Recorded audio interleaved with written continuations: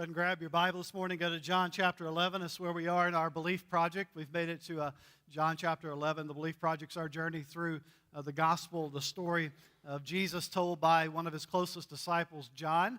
We believe in teaching the Bible here at City Church. I always encourage you to bring your Bible. We would love to give you one if you do not own a Bible.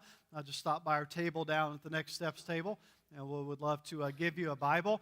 So we made it to the story of Lazarus. The story of Lazarus is one of my favorite stories in John's Gospel. All the songs that we sang this morning were pointing to the truths that are found in the Lazarus story. I remember when I was a kid growing up in church that I would attend children's church. And the church that my dad was pastoring at the time was in North Carolina. We had kind of the sanctuary in one space, and then like a lot of churches do, they kind of outgrown one space, and so they built a new building, and all the adults moved in there, and then they kind of turned the old space over to the kids to have church in, and so we would have children's church there. And my mom was actually the children's director at the time, and they had the bright idea. This was one of those old school churches. You may or may not have ever seen these, but some of the old school churches would have the where they baptize people, the baptismal like in the ground or in the floor as part of the stage. And so you would pull up part of the stage, and there would be the baptismal there. And so that was kind of the way this was. And they were teaching on the Lazarus story one Sunday. And so they got the brilliant idea it'd be great to put Lazarus in the tomb, which was the baptismal. When it came time to raise Lazarus from the dead, that Lazarus would come up out of the tomb.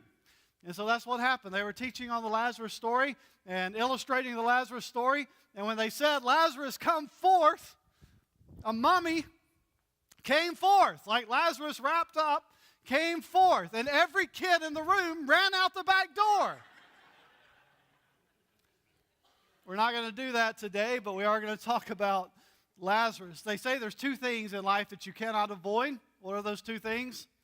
Taxes and death. You can't avoid taxes. This is the tax season, so don't try to avoid taxes. It will come back to get you at some point. You'll either end up in jail or you will end up audited, which may be worse than being put in jail. Has anyone ever gone through an audit? So I've been through an audit. And I can tell you that it's somewhere along, from what I understand, the lines of passing a kidney stone. And so you don't want to go through an audit. So don't avoid your taxes. The other thing you cannot avoid, people say, that's kind of cliche, is death. And so whatever kind of the unwarranted belief is today that strides are being made to eliminate disease and slow down the aging process, that's really not grounded in any reality. There are statistics that people live a little longer than in previous centuries, and some diseases have been virtually eliminated because of science. A lot of people do not go through those diseases anymore through vaccines. But I can tell you that the mortality rate, the death rate, is still 100%. You're going to die. You can exercise. You can eat healthy. You can watch your cholesterol and end up the healthiest corpse on the planet. If you do not believe that, you've not been following the entertainment news in the last year when Bob, Mr. Biggest Loser, motivator, in shape, had a heart attack and almost died. I'm telling you, Bob, the fitness trainer on The Biggest Loser. By the way, does anybody else have the strange habit when it was on of watching The Biggest Loser while eating ice cream, right? Like that's... I always wanted them to have a different show, The Biggest Gainer, right? Like just find the skinniest people on the planet and see how much weight they can gain over a 6-month window. But anyway, so I find myself eating brownies while watching The Biggest Loser and feeling guilty because Bob's yelling at me. And then Bob has a heart attack, right? I told you all that healthy eating and weight loss and exercise was really bad for you after all. Anyways, you could be the healthiest corpse on the planet. You are going to die. Be encouraged today, City Church. You are going to die. Death is the great unknown that we all face. Lots of opinions, lots of viewpoints about death, often dictated by our own perspective, our own desires. I recently read an article on death and kind of the different views of death. Here are some of the ones they mentioned, how we kind of view death. One, people view death as an adventure. Sir Olive Lodge, who was a British scientist, said, "Death is not a foe, but an inevitable adventure." James Barrie, who is the playwright that wrote Peter Pan, actually has Peter Pan exclaim in the original Peter Pan that was a Broadway show or a play before it became a movie. He has Peter say in Act 3, "To die will be an awfully big adventure," is what Peter tells us all. Peter the theologian. Peter Pan, that is, the theologian. The next thing about death is some people say death is like solving a mystery. If you're like me, you remember the 1989 movie Field of Dreams. That was a lot about death, where where Kevin Costner heard this voice that said, "If you build it, what? They will come." What he didn't know is the people that were coming were all dead people, right? Dead people showed up. And death was kind of this mystery that was being solved. If you remember the scenes, it's like James Earl Jones quietly kind of disappears into the cornfield after a baseball game. Death is solving a mystery. Some people say death is just relief from a depressing life. We all kind of know Mark Twain for the things that he wrote during his prime. What you probably don't know about Mark Twain is he became very bitter in his last years. And he wrote in his personal journal, "O death, where is your sting? It has no sting." Meaning he wanted to die.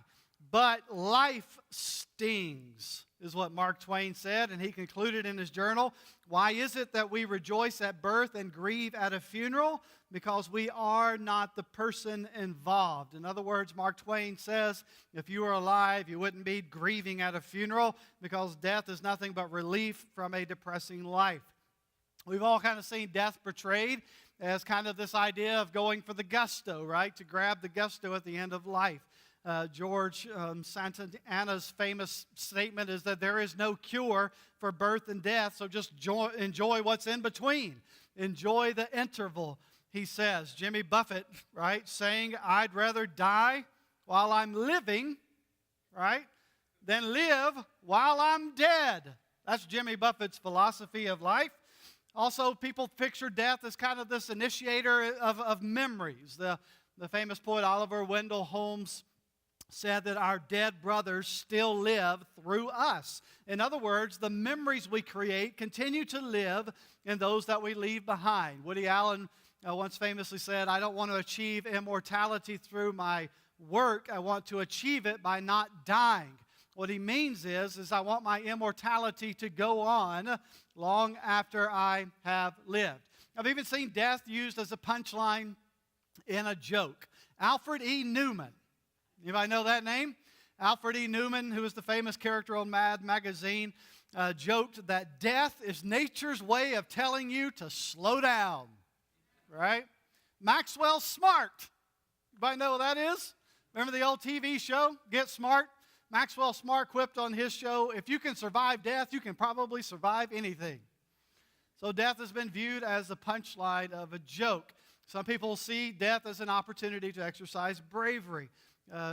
Journalist Sulzberg argued in his book, My Brother Dead, that the manner of death is more important than death itself. How I die is more important than the death itself. In other words, it's an opportunity to be brave. So lots of perspectives about death. But there's this kind of one most mutual belief about death, and that is this, that we want to try to avoid it for as long as possible. I even read recently of people that paid over $120,000 to have their bodies frozen at the time of their death in hopes that they could be brought back to life.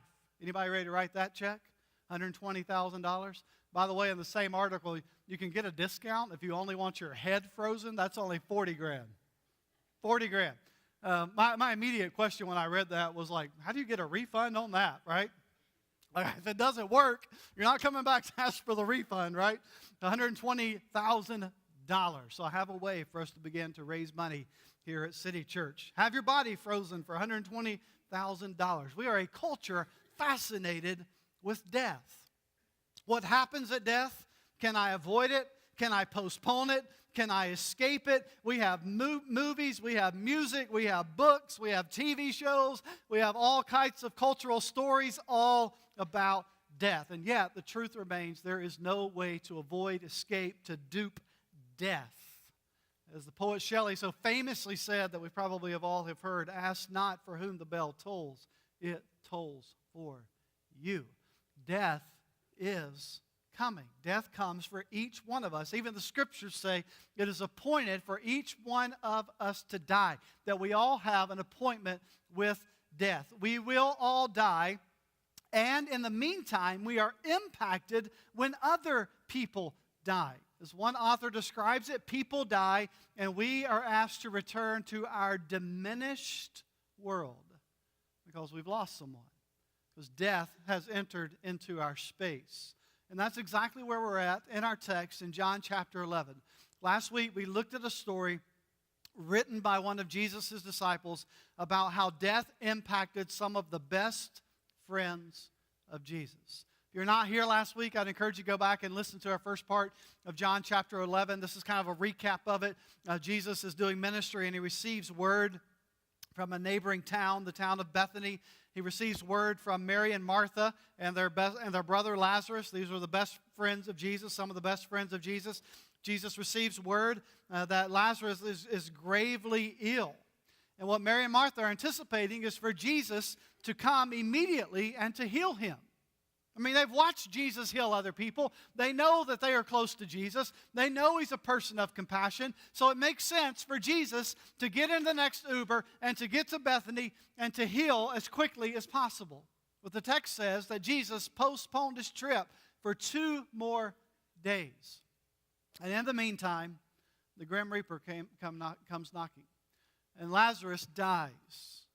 Lazarus dies, which sets the stage for John to give us what is the final sign, he calls it, in his gospel. I'll reread the purpose statement of John again just to remind us why John's writing this story. John chapter 20 tells us why he's writing his gospel. Jesus did many other signs. What we've learned is the signs are those strategic miracles in the Gospel of John. Jesus did these signs in the presence of his disciples, which are not written in this book. But these signs, the ones that we have, the one we're looking at now is the 7th sign, the final one recorded in John's Gospel. This sign is written so that you may believe that Jesus is the Christ, the Son of God, and that by believing you may have life in his name. And so we saw last week kind of the setting of the stage for John to give us this final climactic 7th sign in his gospel, the raising of Lazarus back to life. And the purpose of that is to generate belief in who Jesus is so that we might have life, John says. So let's jump back into the text, verse 17 of John chapter 11. We looked at the first 16 verses last week. Verse 17, now when Jesus came, he found that Lazarus, here we go, had already been in the tomb 4 days.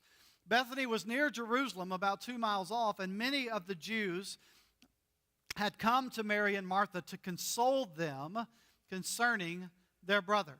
So Jesus finally arrives on the scene. Lazarus has been dead for 4 days. I mentioned it last week. I'll reemphasize it again.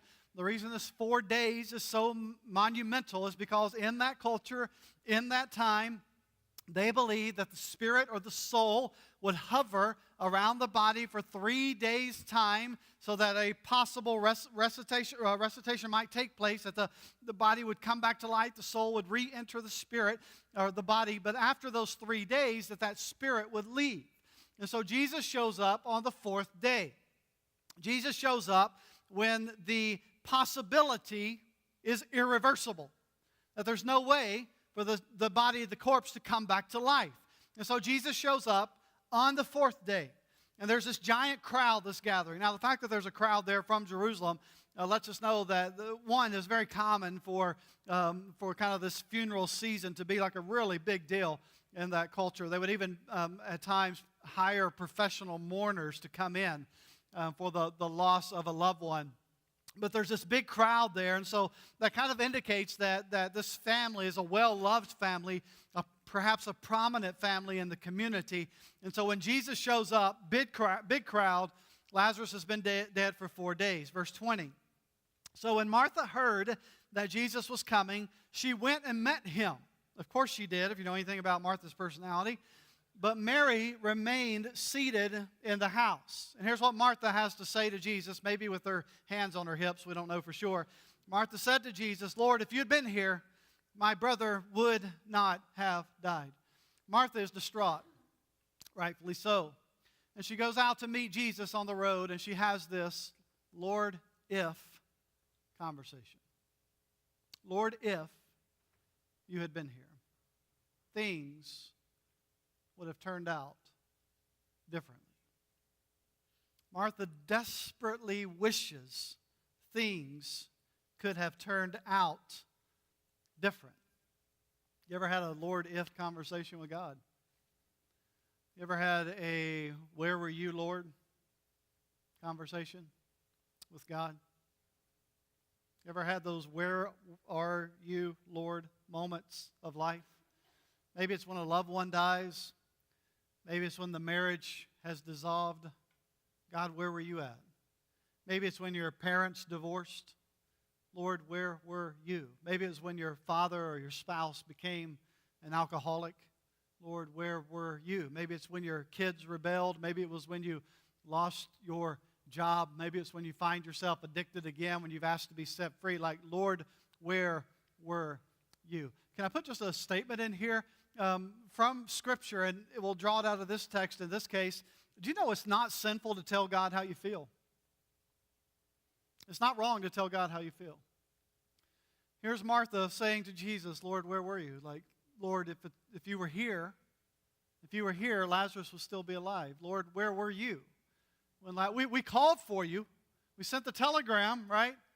Where were you? Like, why didn't you show up? It's been days since we sent for you. It's not wrong to have that conversation with God. As a matter of fact, a large part of the Psalms are those type of conversations with God, expressing how we feel in the moment. So here's Martha, God, Jesus, where were you? Why weren't you not here? Lord, if you had been here, things would have turned out differently. Verse 22, this is still Martha talking. But even now, I know that whatever you ask from God, God will give you. I love that in the midst of Martha's grief and frustration and whatever emotion she's feeling right here, in the middle of that, there's still this moment of faith, right? God, I know that if you'd been here, he could have died. And I know, like, even now, that whatever you say, God will grant to you. There's this faith in the middle of crisis. There's this faith in the middle of grief. There's this faith in the middle of doubt. Her faith has been challenged, but it's still there. Like, it still exists. It's still present. And some of you have been there in those where were you, Lord moments. Like, you're just holding on to faith in those moments, right? God, I don't know where you were, but I believe. I want to believe. We kind of see that in Martha here, this faith in the middle of crisis. And then verse 23, it's a very common belief in that day.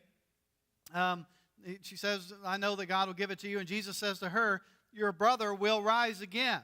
And Martha says to Jesus, I know that he will rise again in the resurrection on the last day. Again, very common belief, that Martha holds on to that one day her brother will come back to life. We still believe that, right? It's kind of the one-day mentality. The way we used to sing it in the old hymn is in the sweet, what? By and by. That one day, that beyond the grave moment. In the sweet by and by, Jesus, I know that I'll see Lazarus again at the end of time, that kind of one-day mentality. But Jesus wants to shift her thinking from one-day mentality, sweet by and by mentality. He wants to shift her thinking to the now. Look what he does here. Verse 25. Jesus says to her, I am the resurrection and the life. Whoever believes in me, though he die, yet shall he live. And everyone who lives and believes in me shall never die. Martha, do you believe this? Jesus shifts Martha's focus from her circumstances, from her grief, from her one-day sweet by and by thinking. He shifts her focus to who? To him. He puts the focus on Jesus, to this personalized belief in who Jesus is in the now. Like right now, Martha, I am standing before you. I am the resurrection and the life. Now, if you've been with us in the Belief Project, you know that when Jesus uses this phrase, I am, this is a direct reference back to the Old Testament, where in the story of Moses, when Moses is like talking to the burning bush, that God in the burning bush, and says like, I don't want to go tell the Israelites, even if I go, like who am I going to tell them sent me? And remember what God said? You tell them that the great I am who I am, the eternal now. I'm not a God of just the past or the future. I'm the eternal now. I am who I am. And so when Jesus uses these I am statements, he's comparing himself, saying, I am the God who's always been around. I'm the Old Testament God. Like I am God is what Jesus is saying when he uses these statements. So 6 times now in John's Gospel, Jesus has made an I am statement. And this time he says it to Martha, I am the resurrection and the life. Now, this is important to grasp. When Jesus is saying, I am the resurrection and the life, not only is he comparing himself to God, but he's also saying, like, put your faith and trust in who I am. I'm asking you not to just believe that Lazarus will come back one day. I'm asking you to get your eyes fixated on me. If you remember one of the last times that Jesus used these I am statements, it's when he fed the crowd. He fed the crowd the bread. And remember, in the midst of all that, Jesus said to them, I am the bread of life. If you taste of me, you'll never grow hungry again. Jesus was not just saying, I will provide you bread. Jesus was saying, I am the bread. Like, you've got to put your faith and trust in me. I'm not just this servant that's going to dole out meals to you when you're hungry. I'm not just about the sign. I'm not just about the gift. I'm not just about the miracle. Like, you got to get your eyes on me. You got to look beyond the bread. You got to look beyond the gift and realize, like, I am the bread. I can work this miracle and multiply this bread, and it's going to temporarily fill your hungry stomach. But I'm not pointing to the bread. I'm pointing, remember our key word, sign. What do signs do? They point to things. Jesus, don't get focused on the sign, the multiplication of the bread. You have to recognize in the sign that your ultimate fulfillment and satisfaction comes only in who I am, in me. You got to look beyond just the surface physical bread, and you got to get your eyes fixated on who Jesus is. He does the same thing with the light when he makes the reference, I am the light of the world. It's not just Jesus saying, like, hey, I'm going to provide light so you can kind of see your way through life. It's Jesus saying, fixate your eyes on me because I am the light of the world. And so when he says this to Martha in this context, he's not saying to Martha, hey, don't worry, you're right. Lazarus is coming again one day because I have the power to raise him back to life. What Jesus is saying is, Martha, Martha, look at me. Fixate your eyes on me. Focus on me. Sure, Lazarus is going to be raised again in the end time, in the sweet by and by. But Martha, look, what I'm trying to get you to see right now is standing before you. I am, right now, not in the sweet by and by, not in the world to come, not in the afterlife, not in the, hey, say this prayer so you can get a free ticket to heaven. Jesus is saying, look at, like, I am the resurrection and the life right now. If you want life in the present, get your eyes fixated on who is standing before you. I am who I am. I am the resurrection and the life. Like it's awesome to be a follower of Jesus and to think, hey, we're going to make it to heaven one day. But if that's where your eyes are focused, you're missing the point of following Christ in the here and now. Like Jesus has come to offer you life now, in the current, in the difficulties, in the grief, in the sorrow. Jesus is saying to us, fixate your eyes on who I am. Yeah, you're going to spend eternity with me, but I've come to give you eternal life now, in the now. So, don't miss this. We like to think in terms of heaven as that's when I'll be in heaven and glory and with Jesus. Did you know that Jesus is the sweet by and by? Jesus is heaven. The reason it's heaven is because it's where Jesus is. We will be with Jesus. To be with Jesus. He is the resurrection of life. Jesus is the better place. Jesus is the better life. You know what that means? You don't have to wait until you die to experience the better place, to experience the better life. Jesus is that. Get your eyes focused on Him. And I love here that Jesus extends this invitation, all right? Whoever believes in me. It goes right to John. Like, whoever believes. I want to invite you today to believe in who Jesus is, to put your faith in who Jesus is. He is the resurrection and the life. And I would like to extend to you the invitation that Jesus extends to all of us in this text, to believe in Jesus. If you're here today and you have not put your faith in who Jesus is, if you've not believed in Jesus, if you've not turned from yourself and turned to Jesus, I want to invite you today, believe in Jesus. Believe who He is. Turn from your sin and turn to Jesus. Some of you have been trying to figure it out and clean up your own life, and I got to get these things in order. I got to show up at church, and I got to stop doing this and start doing this.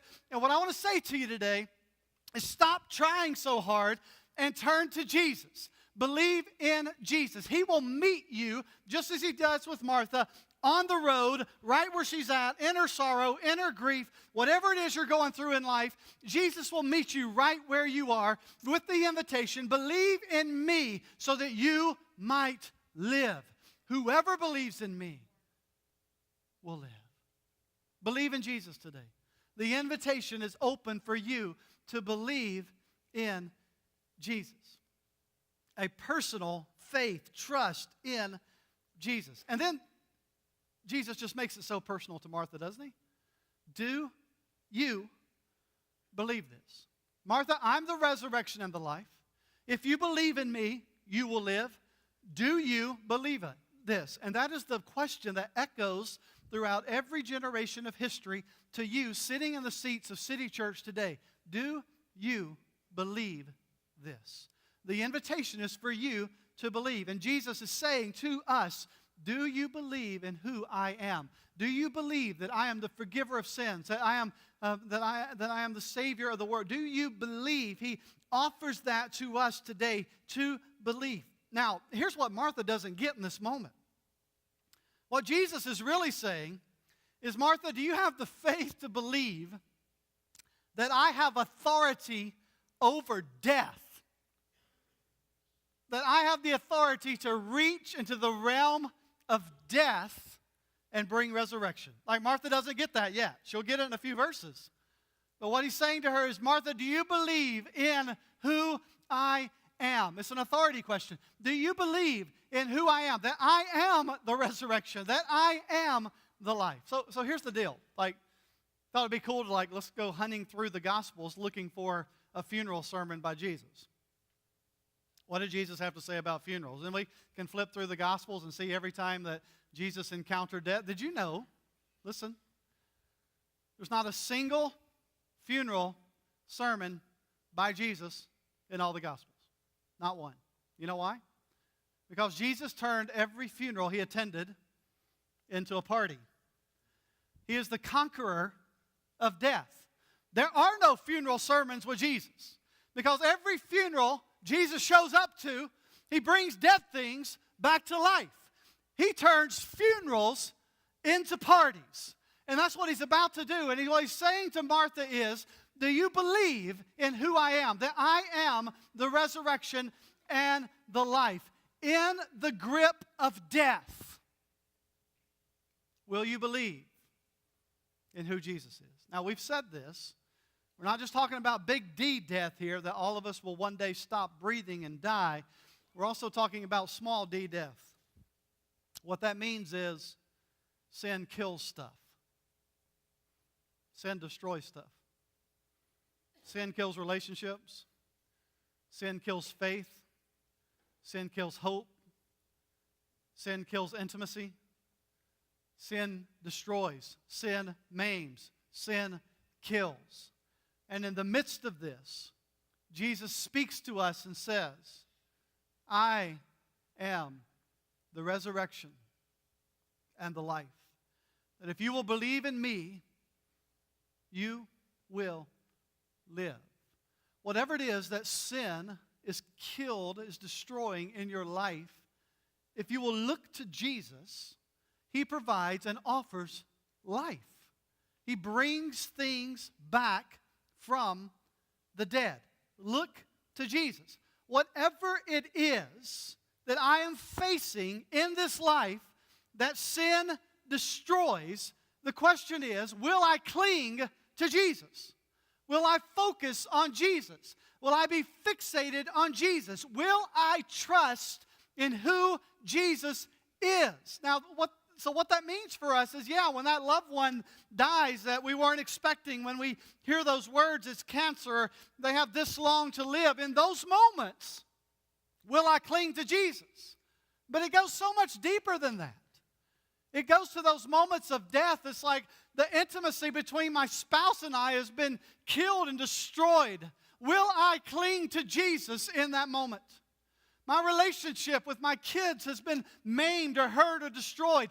Will I cling to Jesus? Will I fixate on Jesus in that moment? Whatever it is in your life that sin is destroyed or maimed from your own doing or for someone else's, the question comes to us, do you believe this? Will in that moment, will in that difficulty, will you fixate your eyes? Will you cling to Jesus even when it doesn't make sense to do so?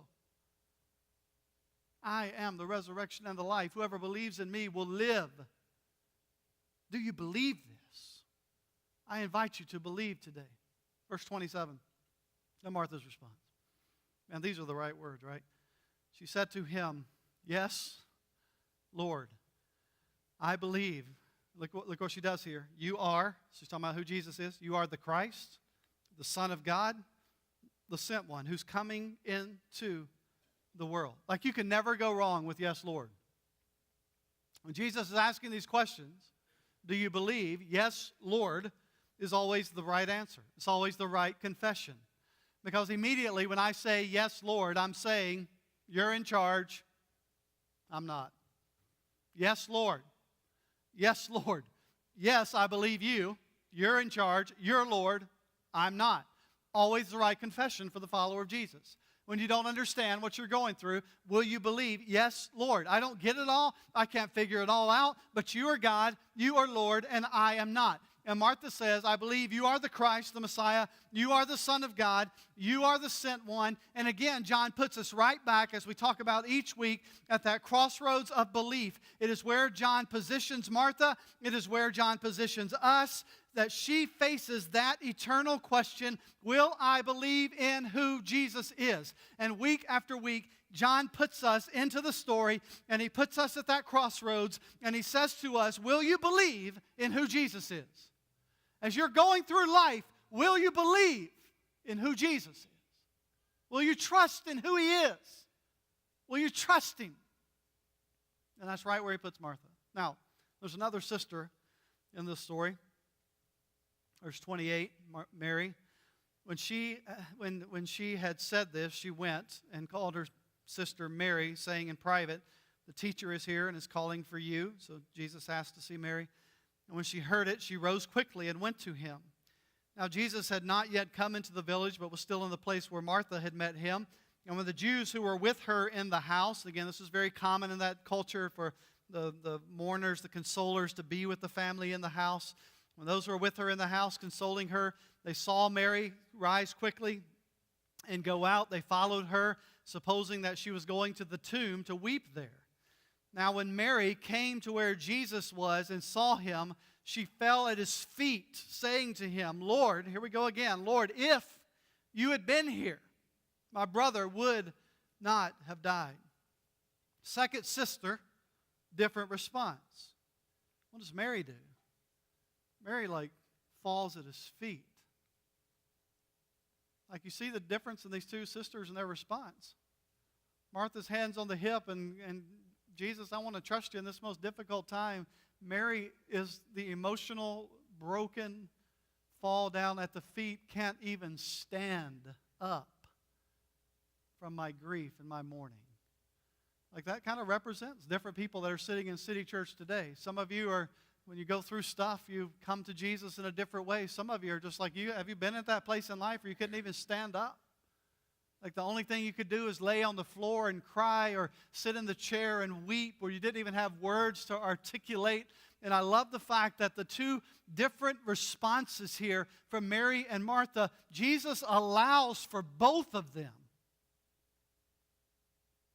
Mary's in deep grief and sorrow. Lord, if you've been here, if you had been here, she can't even stand up because she's so hurt and wounded, and all she can do is lay at the feet of Jesus in deep grief and sorrow. Listen, it's okay to hurt. You hear me? It's okay to hurt. It's okay to grieve. It's okay to grieve the loss of a relationship. It's okay to grieve being hurt by someone. It's okay to, as an adult, to think back on a parent that abused you or mistreated you and you've never been through a grieving process. Like, it's okay.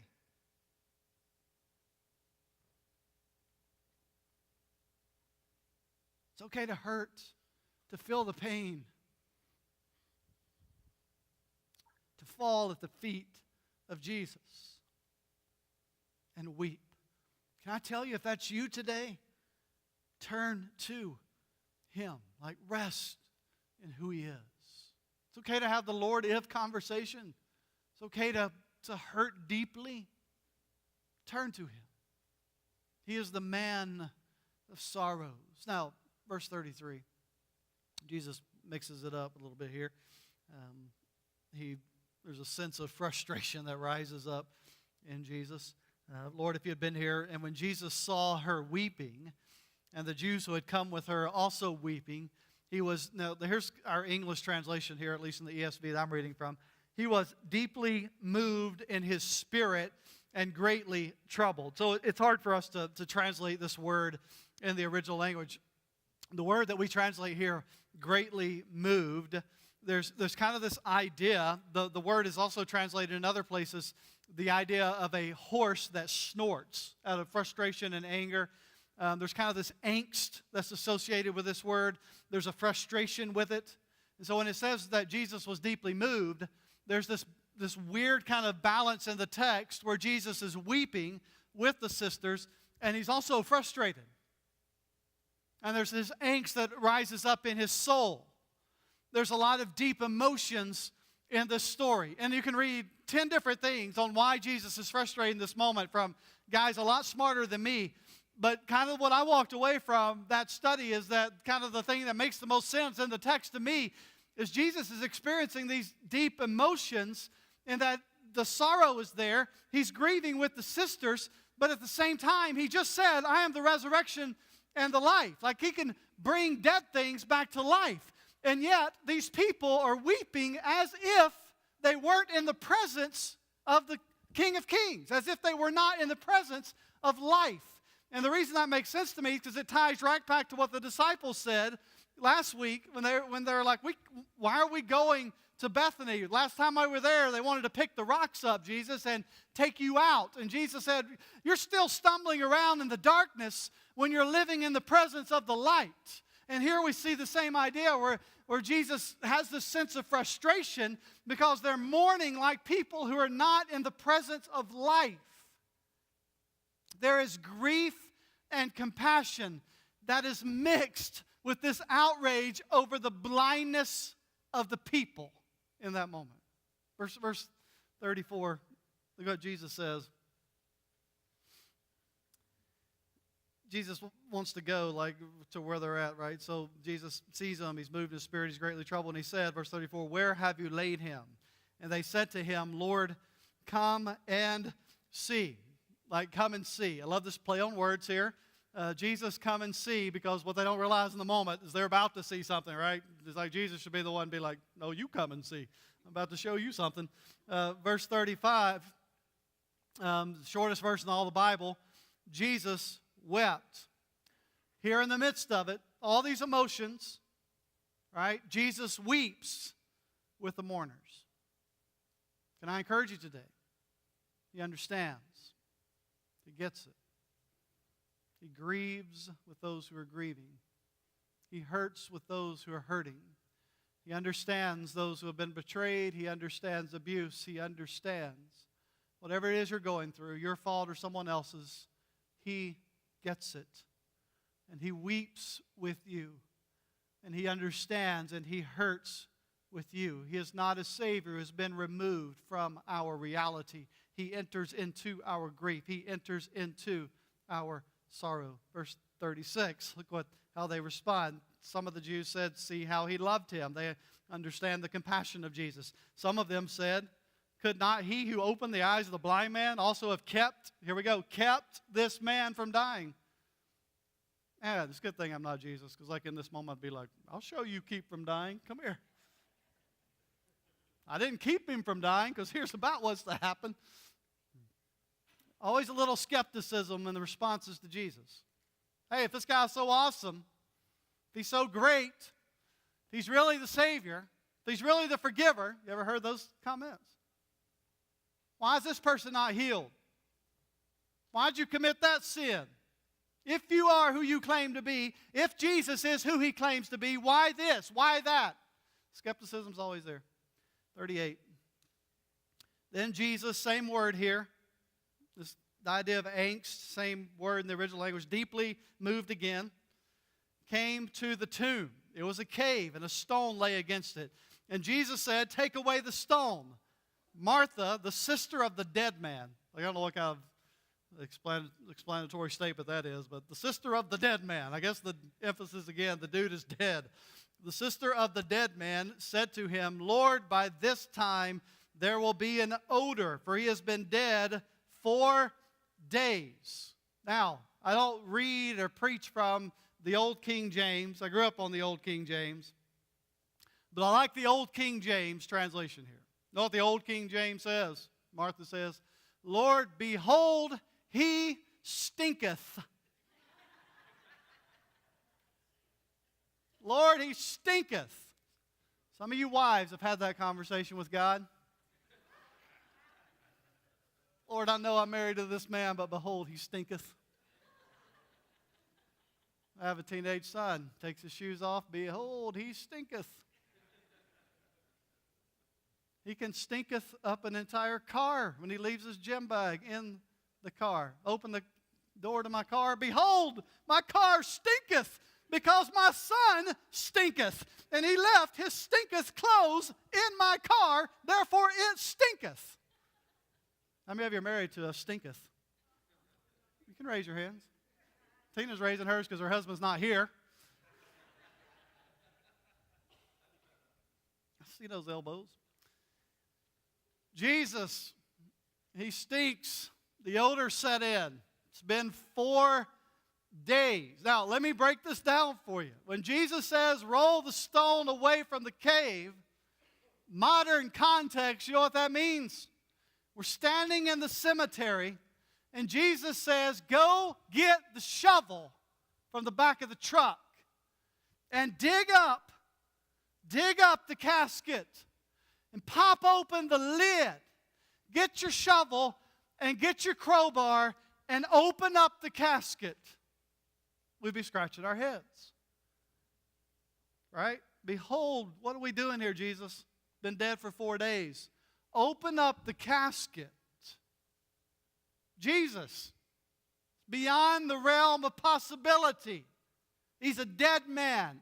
Hold up, Jesus. Roll back the stone. Look how what he says to Martha. Jesus said to her, did I not tell you that if you believed, you would see the glory of God? Martha, there's a bigger purpose here. God will be glorified. Again, he's reminding them of the impossibility. It's been 4 days. Like, I get it. It's been 4 days.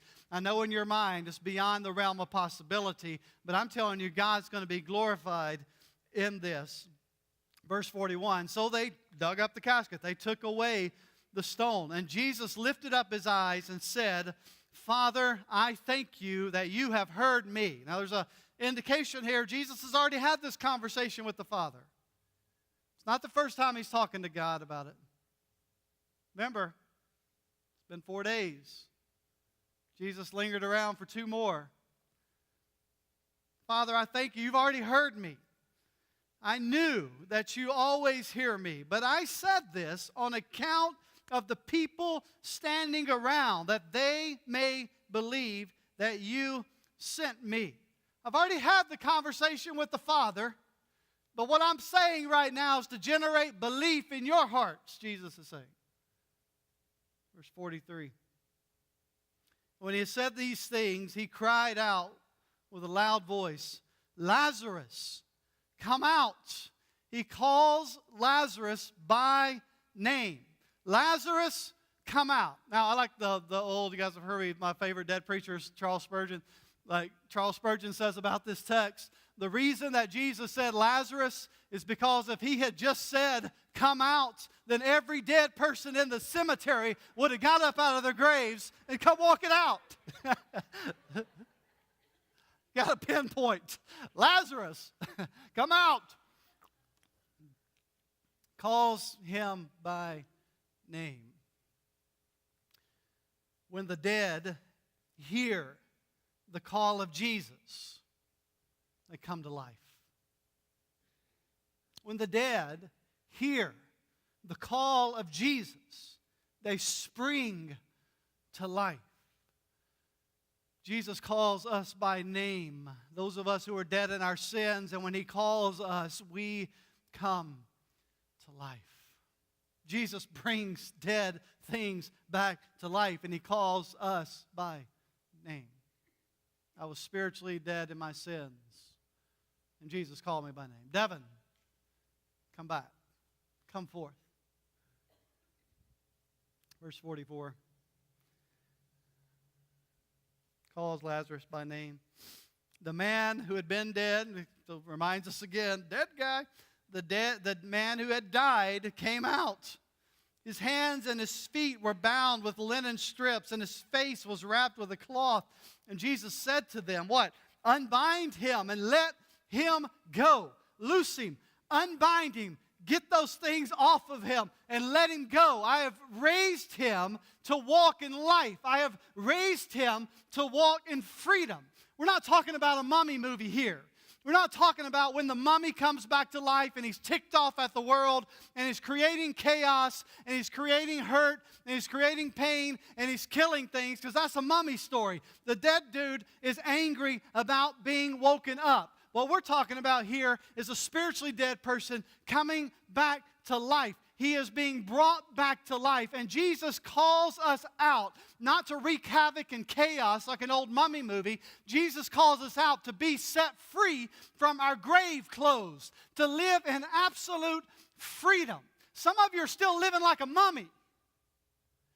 You're still living in the chains of sin on you. And you're a Jesus follower, but you're wreaking havoc in people's life because havoc was wreaked in your life. And you haven't been set free from your dead clothes. And Jesus is saying to us, unbind them. I have redeemed you. I have brought you to life to live in freedom. Paul talked a lot about this, didn't he? Stop going back to your chains, Paul said. You've been set free and you're living like a slave, Paul says. Unbind him. I have and set him free from his grave clothes.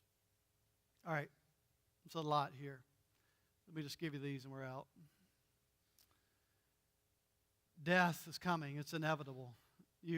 We are going to die. So I want you to hit the pause button today and consider your own mortality. There's no promise of your tomorrow. We are all going to die. We know the stories. We know people that we have loved and have been friends with or associated with that have died at young ages. We know people who have died who are our friends and family. We all know this reality. Death is inevitable. I also want to remind you today that outside of Jesus, you are already dead spiritually. We are spiritually dead people, Paul says. Death is inevitable. If you were born into this world, you were born as a sinner who is dead spiritually. But what goes hand in hand with that is this: Jesus brings the dead to life.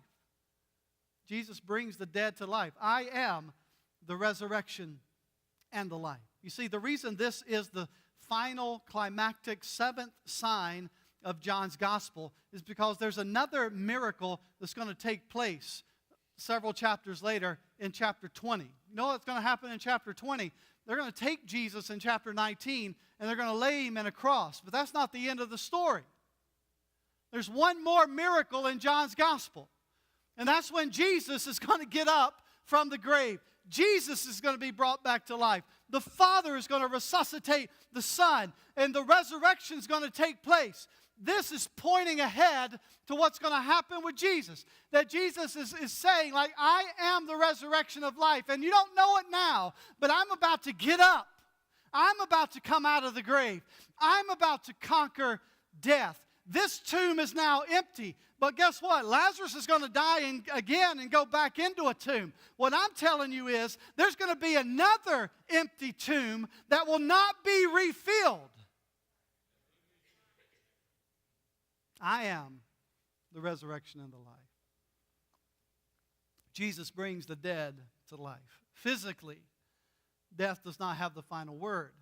Spiritually, Jesus invites us to believe. And by believing, he calls us to believe. And by believing, you will live. What about this? Perspective changes everything. Perspective changes everything. Follower of Jesus, we do not grieve. We do not mourn. We do not live as people without hope. We grieve and mourn and live as people with hope. That there is life not only beyond the grave, but in the here and now. And as we're reminded again of our text last week, we live with this perspective that His delays are actually delays of love. That His timing may not be my timing, but it's the best timing. That I can trust Him. That His timing is for His glory and for my good. Will I trust Him in my moments of death, in my moments of uncertainty, in my moments of grief, in my moments of doubt, in my moments of insecurity, in my moments of frustration? Will I trust Him? Perspective changes everything. We live as people with hope in the resurrection and the life. And then here's the last one. Jesus provides us. Jesus gives us what we need when we need it. Jesus provides us what we need during times of grief. Jesus provides us what we need in times of hurting. He weeps with you. If you're a follower of Jesus, in the Mary and Martha moments of life, when you stand with your hands on your hips and say, Lord, if you had been here, when you fall at His feet because you don't have the strength to stand, He will meet you in that space. He will grieve with you. He will weep with you. He will feel sorrow and pain and hurt with you. He gets it. Turn to Him.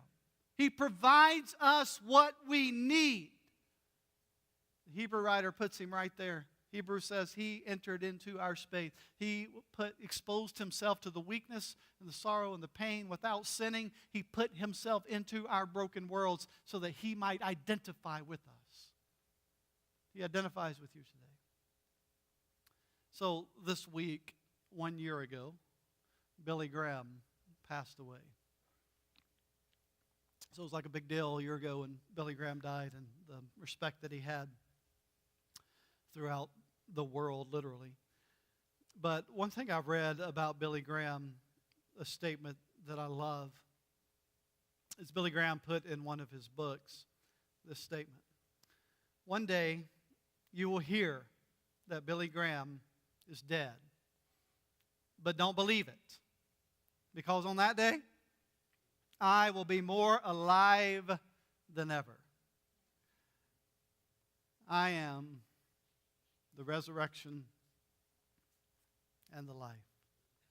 He who believes in me will live.